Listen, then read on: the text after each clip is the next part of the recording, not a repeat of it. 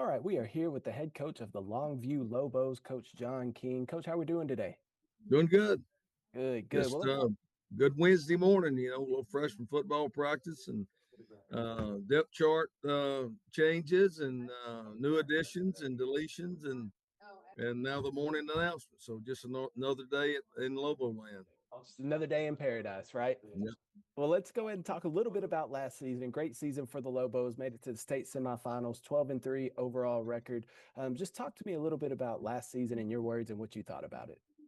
Well, I was real proud of our football team and our kids, in particular our senior class. I mean, um, they were a good bunch. They were tight knit. They played so hard for each other.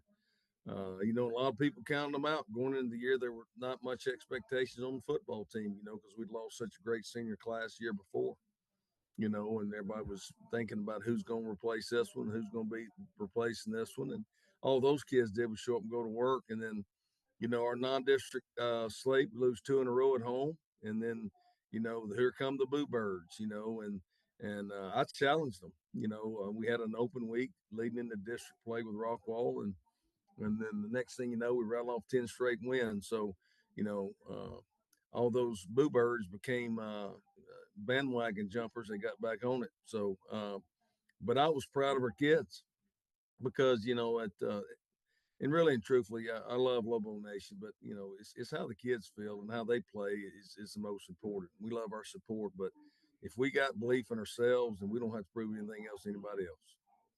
Well, and you mentioned it after those two losses at home, you realigned the boys and got them going straight, rattled off 10 wins. What was that run like? Did you see the team come together during that bye week, or what was that bye week like to kind of turn the season around? I knew we were going to be okay because I challenged them and they accepted the challenge and I made it tough. Now, when I tell you it was tough, it was open week was a challenge, and I'm talking about we stayed in the inside drill for a long time, we calloused up, uh, because you're kind of flirting with disaster there. You get one dinged up, lose one to an injury because you're being too tough, or you keep on doing what you're doing and don't get the results you need. So um, we rolled the dice. We were physical and we pounded each other, but the kids wanted it. They needed it.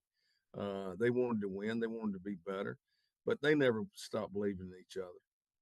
And that was the most important thing. We had such an outstanding defense, and we played complementary football offensively, with a solid running game and be able to throw, enough to keep people off balance. And then, just the guys played together. They believed in one another, and it became fun. That district race and then the playoff run was fun. For a bunch of kids. And we always say keep the family together one more week. And that's what they did. They tried to keep it together as long as they could. And, the 2024 Lobos, they won a lot of hearts, and I hate to see them leave. I hate to see it come to an end the way it did. But hey, the sun rose the next morning. But just proud of those kids on that team and really those seniors. They got to experience that. Well, what's something that you focused on this offseason to improve and get to Arlington after being so close last year? Well, I mean, we have to go back and reevaluate ourselves. I mean, we're not going to invent the wheel and have a different plan for off season. But we did start grinding back in January. I mean, there are certain things that are non-negotiable. But we'll be a different team, and we'll have to do things differently because we don't have the same players on either side of the ball. I think we still got good players, and we may have to go about things a different way. But as far as developing players, um, seeing them improve physically, mentally, emotionally, all those things that go into being a varsity player, we still do that. And but you evaluate your scheme and where you put people. And we had a couple of changes with our coaching staff. Hired a new offensive coordinator who has different ideas than what we've done in the past. So we had to kind of mix and match some of that too.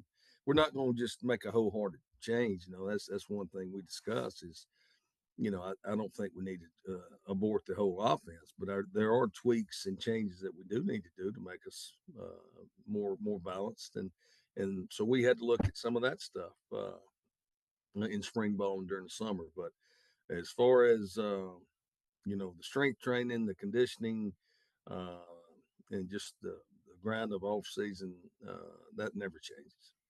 Well, and you mentioned it too. You lost a key running back there, four of the five on the offensive line, three all-state linebackers. You got to replace. You've been doing this long enough where you got to replace kids every year. There's new Mhm. kids coming in, but how difficult is it as a coach to get those new kids in after you lose all the production that you had from last year? Well, we try to vertically align our kids. We just don't have to go through that, just a wholesale change and trying to find new pieces to the puzzle. You hope that you have a plan, so we start strategically placing players in ninth, 10th grade where we think they can help us down the road, whether it's their junior or their senior, because we are trying to build to the varsity level of competition. So some of those decisions and start working kids in certain areas is already made, but they still got to produce. And there's always kids that surprise you both ways. There's ones you think that would be good players that wind up don't improve as much, and then there's kids that maybe you thought would not be where they're at, and then all of a sudden they show up their senior year and they've matured, they've grown, they've blossomed, they become good players. So we're going to coach them all. That's one thing I always tell our kids: you coach them all, from the good ones to the bad ones. It doesn't matter. You coach them like it's your son, and you try to develop them because you never know what'll happen. There have been so many kids through the years here I've been at Longview that were B team freshman players that became Friday night starters for us. Some of them multi-year starters. Some of them went on to be Division I football players. Some of them played in the NFL. So we don't give up on kids. We try to develop them. But I think the stability of our program, the plan we have in place from year to year, how we're going to develop our kids and our team, allows us to withstand the loss of so many starters. Because even though we lost three linebackers that were all state, we lost four offensive linemen. We got guys that were behind them that were placed there, and they might have just practiced more than played, but they have been exposed to Friday night, the rigors of practice and the planning and what goes into how you got to play on Friday night. So to me, that's what makes us a good program. We're not a flash in the night. Where we have a good team, we have a good year. I think we've got a good program, and that comes from stability. That comes from uh, the players, number one, buying in and having such a great community-based football team where football is important in Longview, Texas. Our kids are tough. Parents let you coach them tough, and they're willing to pay the price. So a lot of that goes into play, and we're very fortunate and kind of spoiled in a lot of ways with what we're able to do. But there is a plan. I mean, we just don't show up on game day and try to go out there and win.